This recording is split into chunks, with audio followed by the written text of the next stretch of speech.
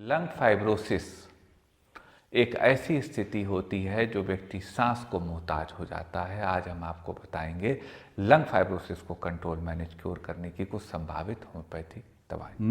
मैं जब तक हूँ या जब नहीं हूँ, पर हमेशा आपके साथ हूँ, कभी भी कहीं भी। मैंने होम्योपैथी से आज तक जो भी ज्ञान अर्जन किया है वह समाज के अंतिम पंक्ति में खड़े अंतिम व्यक्ति तक सरल सुलभ समाधान के रूप में पहुँचे, यह मेरा दृढ़ निश्चय है। मैं इस कार्य को सफल स्वरूप देने में लगा हूँ। समाज के उत्थान के इस कार्य में मैं आपकी भी सक्रिय सहभागिता की अपेक्षा करता हूँ।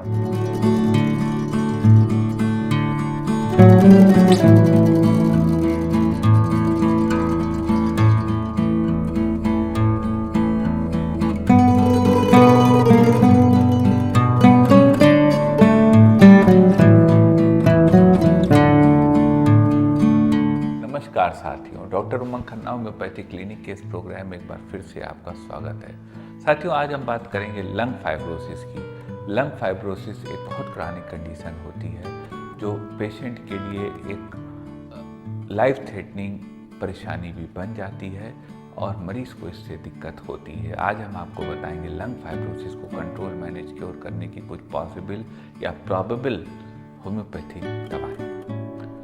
सबसे पहले साथियों जान लेते हैं लंग फाइब्रोसिस होती क्या है। लंग फाइब्रोसिस साथियों लंग्स यानी फेफड़े की वह स्थिति होती है जब किसी मरीज के फेफड़े के जो एल्वुलाइज होते हैं, एल्वुलाइज में स्कैरिंग होने लगती है, वह स्टिफ होने लगते हैं, उनकी वॉल्स थिकेंड होने लगती हैं। वह जो स्थिति होती है वह ही लंग फाइब्रोसिस की स्थिति होती है। सिम्टम्स की बात कर लेते हैं। लंग फाइब्रोसिस के सिम्टम्स गहरी सांस ना आना, सांस फूलना, सीने पे कसाव रहना, इस प्रकार से तमाम सिम्टम्स होते हैं जो लंग फाइब्रोसिस के होते हैं। कारण की बात कर लेते हैं। लंग फाइब्रोसिस के तमाम कारण होते हैं जब लंग्स के जो फेफड़े के एल्वुलाई होते हैं वह थिक होने लगते हैं, स्टिफ होने लगते हैं, उनकी वॉल्स थिकेंड होने लगती हैं। वह ही कॉज होता है लंग फाइब्रोसिस का। इसके भी तमाम कारण होते हैं। कीमोथेरेपी एक कारण होती है, एक्सेसिव ड्रग इंटेक एक कारण होता है, एस्थमा, ब्रोंकाइटिस, ब्रोंकाइटिस रीज़न होते हैं। इस प्रकार से तमाम रीज़न्स होते हैं जो कि एलर्जिक कंडीशंस होती हैं जो कि लंग फाइब्रोसिस के कॉजेस होते हैं। लेकिन साथियों समस्या है तो समाधान है, हम आपको बताएंगे लंग फाइब्रोसिस को कंट्रोल मैनेज क्योर करने की कुछ प्रोबेबल होम्योपैथिक दवाएं साथियों कारगर है, लेकिन लंग फाइब्रोसिस एक बहुत ही लाइफ थ्रेटनिंग कंडीशन बन सकती है। इसलिए एक बार कोई भी दवा कुशल चिकित्सक से प्रिस्क्राइब करके लें और इसको होम्योपैथिक मैनेजमेंट के रूप में लें। इसको जो भी थेरेपी आप ले रहे हैं एलोपैथिक, उसके रिप्लेसमेंट के रूप में ना लें। चलते साथियों सफ़र पे आपको बताते हैं लंग फाइब्रोसिस को कंट्रोल मैनेज करने की कुछ संभावित होम्योपैथिक दवाएं। एक स्थिति आती है लंग फाइब्रोसिस में कि बहुत जकड़न हो जाए, कफ जमा हो जाए और वह कफ खांसी के साथ बाहर आए। अगर वैसी स्थिति हो तो उस स्थिति को ठीक करने की, लंग फाइब्रोसिस को कंट्रोल करने की होम्योपैथी में दवा है एंटिम टार्टरिकम।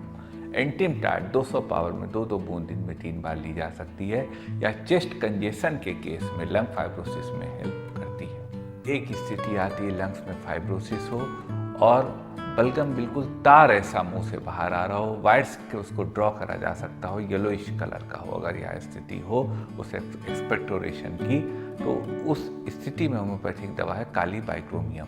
काली बाइक्रोम 30 पावर में 2-2 बूंद दिन में 3 बार ली जा सकती है। यह दवा ऐसे केस में लंग फाइब्रोसिस में हेल्प करती है। एक स्थिति आती है साथियों की जब ग्रीन एक्सपेक्टोरेशन आ रहा हो, हरे रंग का कफ आ रहा हो और लंग फाइब्रोसिस हो। अगर ऐसी स्थिति हो तो उस स्थिति को ठीक करने की होम्योपैथी में दवा है पल्सेटिला।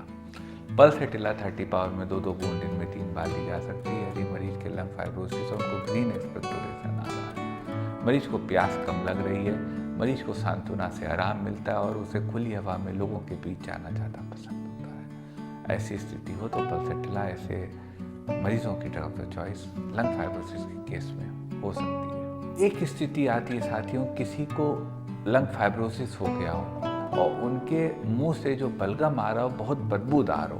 अगर यह स्थिति हो तो वैसी स्थिति को ठीक करने की होम्योपैथी में दवा है सैलिसिया। सैलिसिया 30 पावर में 2-2 बूंद दिन में 3 बार ली जा सकती है यदि बदबूदार बलगम आ रहा हो और वह बलगम बहुत ज़्यादा परेशान कर रहा हो, मरीज को ठंडक बहुत लगती हो, वैसी स्थिति में यह दवा लाभ देगी। एक स्थिति आती साथियों, किसी मरीज को लंग फाइब्रोसिस हो, उनके बलगम से खून आ रहा हो, ब्लड आ रहा हो। अगर यह सिम्टम हो और लंग फाइब्रोसिस हो तो उस स्थिति को ठीक करने की होम्योपैथी में दवा है फास्फोरस। फास्फोरस 1 mg की 3 खुराक 55 मिनट के फासले पे वीकली ली जा सकती हैं। फास्फोरस के मरीज की तकलीफें शाम के वक्त ज़्यादा बढ़ती हैं। फास्फोरस के मरीज को वीकनेस बहुत ज़्यादा लगती है और ठंडी चीज़ें खाना उन्हें बहुत ज़्यादा पसंद होता है। एक स्थिति आती है मरीज को लंग फाइब्रोसिस हो, उनको खांसी बहुत आ रही हो और सर सीटी की आवाज़ आ रही हो। यदि ऐसी स्थिति हो तो उस स्थिति को ठीक करने की, लंग फाइब्रोसिस के केसेस को मैनेज करने की होम्योपैथी में बहुत अच्छी दवा है लंग्स को डिटॉक्स करने की, arsenic album. Arsenic album 30 power में 2-2 बूंद दिन में 3 बार ली जा सकती है। यह दवा इसी स्थिति में मरीजों को लाभ देती है। एक स्थिति साथियों आती है, किसी मरीज को लंग फाइब्रोसिस हो और एक कॉमन सिम्टम उसमें होता है कि मरीज की सांस गहरी ना जा रही हो, शॉर्टनेस ऑफ ब्रेथ हो। तो अगर यह स्थिति हो तो उस स्थिति को ठीक करने की होम्योपैथी में दवा है ammonium carbonicum. Ammonium carb 30 power में 2-2 बूंद दिन में 3 बार ली जा सकती है। यह दवा लंग फाइब्रोसिस को भी ठीक करती है और जो शॉर्टनेस ऑफ ब्रेथ है उसको भी खत्म करती है। एक स्थिति आती है, किसी पेशेंट को लंग फाइब्रोसिस हो और उनके सीने में दर्द होता हो, खासतौर से 3 बजे यह दर्द पड़ता हो। तो अगर यह स्थिति हो कि चेस्ट पेन हो और लंग फाइब्रोसिस हो तो उस स्थिति को ठीक करने की होम्योपैथी में दवा है काली कार्बोनिकम। काली कार्ब 30 पावर में 2-2 बूंद दिन में 3 बार ली जा सकती है। यह दवा ऐसे पेशेंट को लाभ देती है जिनको कि चेस्ट पेन। एक स्थिति आती है कि किसी पेशेंट को लंग फाइब्रोसिस हो और उनके मुंह में लगातार एक बलगम आता हो जो कि खट्टा सा टेस्ट लगाता हो। तो अगर यह स्थिति हो, खट्टा सा एक जलन वाला, अगर यह स्थिति हो तो इस स्थिति को ठीक करने की होम्योपैथी में दवा हिपर सल्फर।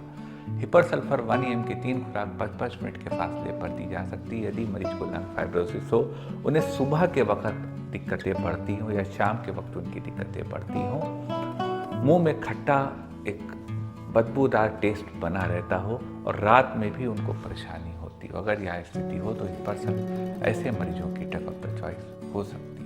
ये साथियों को दवाएं थी लंग फाइब्रोसिस की। लंग फाइब्रोसिस एक क्रॉनिक मेडिकल कंडीशन है, इसलिए हमेशा कुशल चिकित्सक की सलाह अवश्य लें। एलोपैथिक या जो भी आप दवा कर रहे हैं उस पर आप होम्योपैथी को सपोर्टिंग थेरेपी के रूप में माने। दवाएं साथियों कारगर हैं, लेकिन कोई भी दवा बिना कुशल चिकित्सक से पूछे मत लीजिएगा। हमें इंतजार रहेगा आपकी राय का, आपके कमेंट्स का, वीडियो के विषय में अपनी राय लिखिएगा। मन में कोई क्वेरी हो तो व्हाट्सएप करिएगा, हमारे व्हाट्सएप नंबर पर प्रयास करेंगे आपकी बात का उचित जवाब दे सकें। निवेदन करेंगे साथियों, यदि वीडियो आपको अच्छा लगा हो तो उसको अपने अन्य साथियों तक आगे बढ़ा के इस स्वास्थ्य अभियान को हमारे और वृहद करने की कृपा कीजिएगा। आपका साथियों इतनी देर हमारे साथ रहने के लिए बहुत बहुत धन्यवाद।